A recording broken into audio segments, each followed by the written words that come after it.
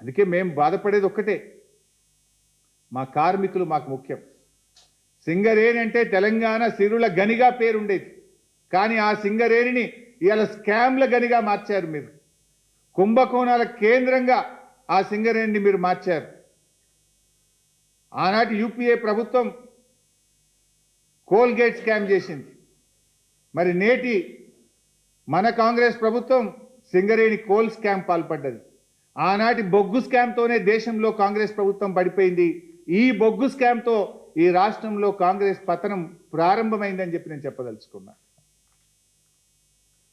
ఇలా సింగరేణి కార్మికులు ఉద్యమంలో ప్రాణాలకు తెగించి కొట్లాడారు.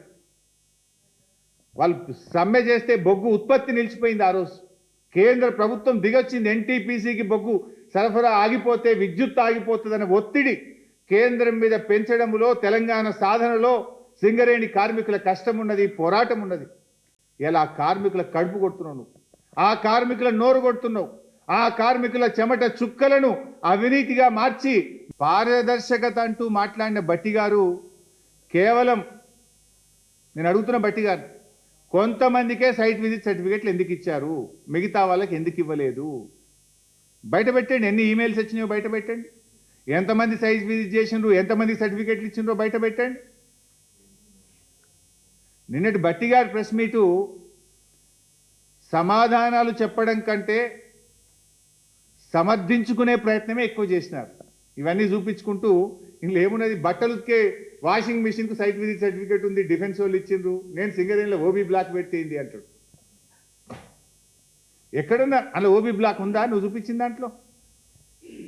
సరే, భట్టి గారంటే మాకు కూడా చాలా గౌరవం. ఆయన చాలా సీనియర్ కాంగ్రెస్ నాయకులు, 30-40 ఏళ్ళ నుంచి కాంగ్రెస్ పార్టీలో ఉన్నారు. వారి కుటుంబం అంతా కూడా కాంగ్రెస్ పార్టీలో ఉన్నది. అత్యున్నత హోదా పొందే అవకాశం ఉన్నటువంటి నాయకుడు భట్టి గారు. ఆ అత్యున్నతమైన హోదా పొందడానికి అందరికంటే ముందు వరుసలో ఉండేటువంటి నాయకుడు భట్టి గారు. మాకు కూడా గౌరవం ఉంది. కానీ నేను చెప్పదలుచుకున్నది ఒక్కటే భట్టి గారికి, భట్టి గారు మీరంత అపారమైన అనుభవం గల నాయకుడు, అత్యున్నత హోదా అందుకోవడానికి అనుభవం ఉన్నటువంటి, అర్హత ఉన్నటువంటి నాయకులు మీరు.